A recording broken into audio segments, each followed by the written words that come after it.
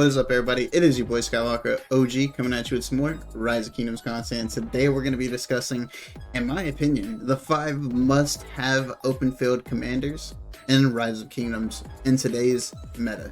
Let's go ahead and rock on into it. These are not in any specific order, as I do believe it all depends on if you're a cav, infantry, or archer focused account, which one you really should get first. But all 5 of these commanders are 100% worth investing, especially in today's current meta.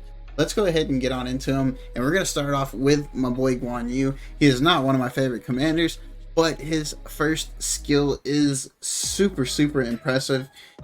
And the fact that it is a 2k fan-shaped AoE damage, and then on top of that, which we all know that it's going to be reduced by 15% per target hit. However, his 4th skill is going to make up for this, which we'll get to that in just a second. But he adds on top of that, with at the end of this, it has at the same time, all targets are silenced for 3 seconds. He has an AoE silence, my boys. An AoE silence for 3 seconds. That is very impressive. And as we said, each additional target hit is going to be reduced their damage by 15%. Well, not their damage, but your skill damage by 15%. However, if you go to his 4th skill here, when the skill Saint of War, which is his primary skill, Saint of War hits exactly 1 enemy, it has a 50% chance to deal an additional damage factor of 1000. When the skill hits 2 or more enemies, which is usually whenever you're going to get, which is when you're going to get the 15% reduction on your skill. It has a 50% chance to deal an additional damage factor of 1400 to the targeted enemy. So not every single time, but you have a 50% chance that you're realistically not going to lose out on that 15% damage, because you're going to make up for it with this extra 1400 damage factor off of this 4th skill. And this is a passive skill, so it always has that 50% chance.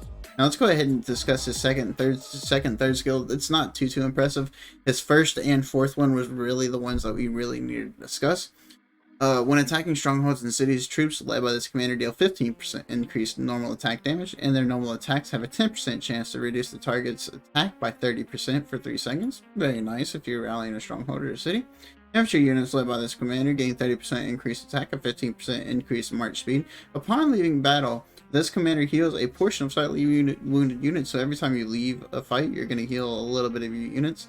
And then, of course, whenever he's expertise, he has that passive skill. Whenever Guan Yu gains a shield, he also increases his skill damage by 15% for 3 seconds. Whenever Guan Yu leaves a structure, he increases his march speed 100% for the next 3 seconds. So this final skill here, this extra march speed, this is really why he's seen a lot in Osiris League. I mean, obviously that silence is very impressive and his skill damage, but that march speed is huge for Osiris League. You just hop in and out of a node, or you hop through the structures, and you're going to get to where you want to go very fast. That is a very good buff to have. And then the second one, surprise, it is honestly Guan Yu's arguably best counterpart, which is Scipio, and we're going to discuss why we say that when we get to his expertise. So let's go over Scipio's 1st skill first, which is a very impressive skill. We're first going to discuss all of these commanders' very important skills, which really make them the top tier commanders, and then obviously we're going to go through all their skills very quickly. So that's how we're going to go through all 5 of these, so do bear with me. His 1st skill deals direct damage to up to 3 targets in a forward-facing fan-shaped area, damage factor of 2k. Damage dealt to each target is reduced by 15% for each additional target. Successfully hit targets also suffer 30% reduced health for 3 seconds. This is a biggie. That's a 30% health reduction for the next 3 seconds, guys. Every single march that's hit by that AoE. And then we're going to bounce off to his 4th skill. When troops on the map take skill damage, there's a 50% chance of reducing that damage by 30% and forming a shield that covers up to 3 allied troops for 3 seconds. Damage factor 500. This effect triggers once every 8 seconds. This is a passive skill. So after every 8 seconds, you have to have a 50% chance of reducing any skill damage you take by 30% and forming a shield that covers up to 3 allied troops. That's pretty nice. That's a very nice utility buff. Go ahead and discuss the second skill. Increases infantry units attack by 40% and march speed by 15%. They also gain 10% increased march speed outside of Alliance territory. Very, very nice little buff to have, especially for Arc. So all of that territory is outside of Alliance territory. Then we're going to discuss his third skill. It increases infantry units' health by 20% when attacking troops, and grants each attack a 10% chance of dealing continuous additional damage for 3 seconds. Damage factor 500. This effect triggers once every 8 seconds.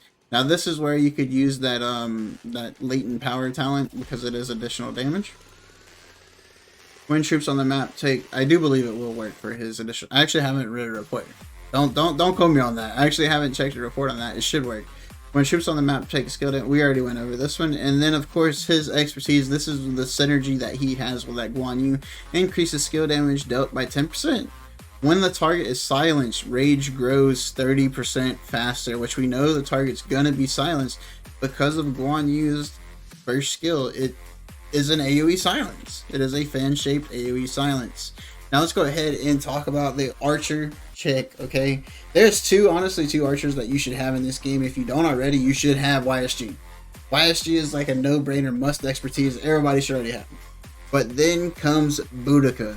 Guys, Boudica has such an amazing kit. I really, really love this archer pairing. I'm super stoked that I spent my gold heads mid KVK for this chick instead of actually waiting for the wheels. She's amazing. She is hands down the best archer to hit this game, in my opinion. I love Boudica. Everything she does. It's just great. It's great. Okay, so let's go off with her most important skills, which is her first skill. Deals direct damage to current target, damage factor of 2300, which is a huge skill damage, and increases their skill damage taken by 35% and reduces their march speed by 30% for 3 seconds. Guys, this increases their skill damage taken by 35% for 3 seconds. That means any march that's going to be hitting them is going to be doing an extra 35%, not an extra 35% skill damage, but its skill damage is gonna get increased on that specific target by 35%, if that makes sense. Okay, I'm trying to word it where it's not incorrect here, but she's gonna increase all the skill damage that target takes by 35% for the next 3 seconds. That's what's gonna happen. That's a huge buff to have behind an actual 2300 damage factor skill. That is intense. That is very intense. And then we go over to our third skill. This one's a little bit of a long one, but bear with me.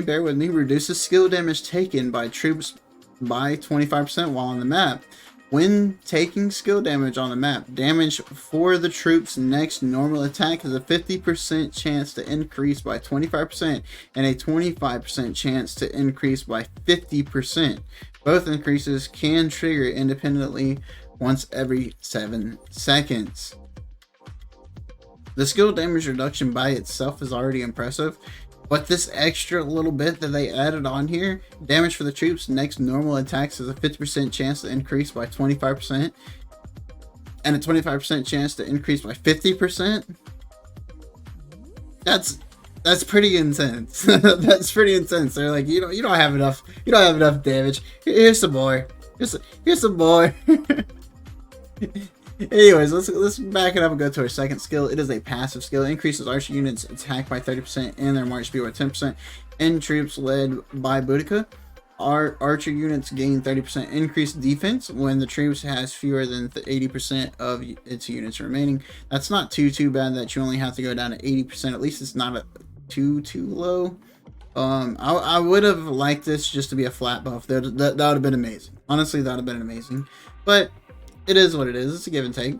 And then we have Shield of the Ancestors, which is a passive skill. When attacking troops receive healing factor of 800 after using active skills, and archer deals 5% increased damage to infantry. The healing effect can trigger once every 7 seconds. So you have a little nice healing buff, and you do an extra bit of damage to infantry units. Of course, their expertise. This one is a very nice skill. Increases damage dealt by archers by 10%. Okay, thank you. When under crowd control effects, the troops has a 80% chance to dispel them. Guys, this includes all silences, disarms, and heal immunes. You have a chance to dispel all crowd control effects on this March, guys. That's amazing, especially if you're going to put YSG behind them. You're not going to, you're rarely going to be silenced off of YSG's skill. That's, like I said earlier, she's just a masterpiece for an Archer March. Like when they realize like archers have kind of been getting the lower end of the stick here on their actual like kits. Don't get me wrong, there's quite a bit of good skills out there for the archers. Like Gilga and Henry, they both have some decent skills, Nebu as well. But this whole kit that she has is just wrapped up perfectly. Boudica, must have, guys. If you're gonna have an Archer March out there and you don't have Boudica, you are doing something wrong with your life. Terribly wrong with it. Let's go ahead and get into the next one, which is actually going to be the next two, which will be Cavs, guys. It's the Cavs. Got to give Macau some love, and that is Nevsky. Let's go ahead and discuss Nevsky's first skill. Deals direct damage to the target, damage factor 2300, and inflicts a defense reduction debuff that lasts for 3 seconds. This debuff is amplified times 15 per troop march, hitting it up to 3 marches. Okay, so if you're surrounding a target, it's going to multiply that defense reduction times 15 per extra march that is hitting it. That is pretty impressive. That's a 45% defense reduction, because it only stacks it to 3 times. So we got 15, which would be 30, and then another 15, which would be 45. So you only get it at 45%. It's not insane, but that's pretty good. That is pretty good. And then we go over to his third skill, which is a pretty big one as well. Cavalry units led by this commander gain 20% increased defense. Not too crazy. However, if we go to here, troops led by this commander deal 10% increased damage to and take 5% reduced damage from surrounded targets. Not 5% less skill damage, not 5% less attack damage, 5% less damage from surrounded targets. So any target that you're surrounding or surrounding you, you're going to take 5% less damage from. When troops led, well, if you're surrounding them, sorry. When troops led by this commander consist only of cavalry, skill damage is increased by 25%. Skill damage is increased by an extra 35% for 4 seconds upon casting an active skill. This effect can trigger at most once every 5 seconds. We're pointing this one out before we go back to the second one, because this is a huge synergy with Joan of Arc, which is going to be that 5th and final must-have commander in this video, guys. Let's keep an eye out for this 4th and final skill. Let's go back to the second skill. Cavalry units led by this commander gain 20% increased attack and 20% increased march speed. They also gain 20% increased health outside of alliance territory. Very nice. Just 20 flat buffs all the way around. Besides your defense, you don't get any defense. And then his expertise, troops led by this commander deal 5% increased normal attack damage and gain 10% chance to increase the health of cavalry units by 30% for 3 seconds when attacked. This effect can trigger at most once every 5 seconds. That's pretty decent, as we know Cavs are very squishy. So to get this extra 30% Cav health would be very helpful. Of course, it only can trigger once every 5 seconds, and of course it is only a 10% chance. But it's a pretty nice little skill to have on there for Nevsky's kit overall, because he does an immense amount of damage and reduces damage take. I mean, he has the utility, he has the damage. Nevsky is one of the it marches here in today's meta. Now let's go ahead with his perfect synergy pairing, which is Joan. You can use these ones either way, Joan of Arc primary or Nevsky primary. I like the Nevsky primary, which I discussed in a previous video, because of Joan of Arc's synergy with Nevsky's for skill, which is the extra 35% skill damage when the secondary commander, or when the primary or when an active skill is popped. So once Nevsky pops this skill, he's going to activate 35% active skill damage to the next skill that's popped. And of course, we have a 2k fan coming out of Joan. And then her 4th skill, while on the map, cavalry units led by this commander gain 10% more health, and when the secondary commander of the troops use an active skill, they have a 100% chance to cast Sacred Banner. This effect can trigger once every 10 seconds. Sacred Banner is her primary skill, which is that 2k AoE fan. So that's why I like using Nevsky primary, because it's going to buff up her skill that's going to get a free cast. So let's go ahead and discuss Joan herself and actually talk about Joan herself now. Joan of Arc deals skill damage to up to 3 targets in a forward-facing fan-shaped area.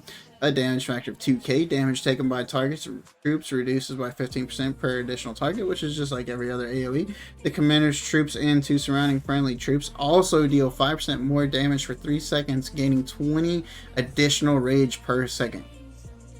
Read this one more time, guys. The commander's troops, that means Joan's troops, and 2 surrounding friendly troops also deal 5% more damage for 3 seconds. That means 5% all damage. Skill damage, normal attack damage, counterattack damage, all damage for the next 3 seconds, gaining 20 additional rage per second. That is amazing utility to have on such a good skill damage commander.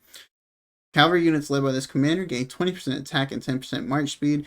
Outside of Alliance territory, cavalry units' march speed is increased by an extra 10%, and all units deal 5% more normal attack damage. This one's not too crazy. Cavalry units led by this commander deal 5% more damage when attacking troops. When using skills, troops led by this commander gain a buff that increases normal attack damage dealt by 30% for 1 second. So this one's not too crazy. It's only a 1 second buff, but it is a good buff. This effect can trigger once every 5 seconds, and then of course we already looked at her 4th one, which is going to let her recast that Sacred Banner, or allow the secondary commander, or once the secondary commander casts, she's going to recast it either way. So either way, it allows her to recast her Sacred Banner, which is her primary skill. Troops led by this commander deal 5% more counterattack damage when the target troops has more than 30% units remaining. Troops led by this commander deal 5% more damage. So guys, if you haven't noticed the theme, basically what I am saying is these 5 commanders have an impressive skill damage, and all 5 of them have amazing utility that's gonna have them sticking around for a long time in this game. Unless something drastically changes in this game, these 5 commanders are gonna suit you very well for a very long time to come. And of course, they synergize very well with multiple other commanders. Nevsky, for example, can be paired with William. He can be paired with XY. He can be paired with Montmed. Juan is one of those that's kind of a niche commander, as in he can be paired with and okay with Alex. He can be paired with and decent with Leo, but his real bread and butter is that pairing with Scipio. And then Boudica, she is one of those archers that can be paired with any other archer pretty much. I mean, she works with Artemisa, she works with Ramses. It's not the best. I did try it. It's really not the best. You don't want to do it. It's not that good at all. It works. But she's amazing with YSG. She's very good with Tamiris. She's very decent with Nebu. She's very good with Henry. She's decent with Gilga. Not the best. Okay. But yeah, she has some versatility within her pairings as well. Scipio as well. He could be paired with Montmed. He could be paired with Guan Yu. He could be paired with Alex. He could be paired with Harold. Scipio has versatility in his pairings as well, and so does Joan. Same thing with Joan. She can be paired with Takeda. She can actually be paired with Attila. We did Attila Joan. It actually works. It works surprisingly well. I believe I showed those reports in our Cav video. It was a thing. It was a thing. But she could work with Saladin. She could work with my boy over here, Honda. She could work with Last G. She can work with multiple other commanders. And like I said, their skill damage, their utility, they're not going anywhere at the current rate of the game. So I hope this helps you with investing in your commanders. I hope this really answers a lot of questions on what commanders should I be expertise in first. If you haven't expertise these 5 guys, these should be your 5 that you're looking at, unless you're relatively newer to the game. Which I will be releasing a video on the 3 commanders that have withstood the test of time, which is very much so worth expertise to you guys that are new in the game, because like I said, they have withstood the test of time. They are still being used in today's meta, and you can get them early on. They're like season 2 commanders. So wait for that video. I hope you guys like it. I hope you enjoy it. Leave me a comment. Let me know what you guys would like to see. And yeah, give me some feedback. Anyways, until next time, it's Boy Skywalker OG saying peace out and have a great one.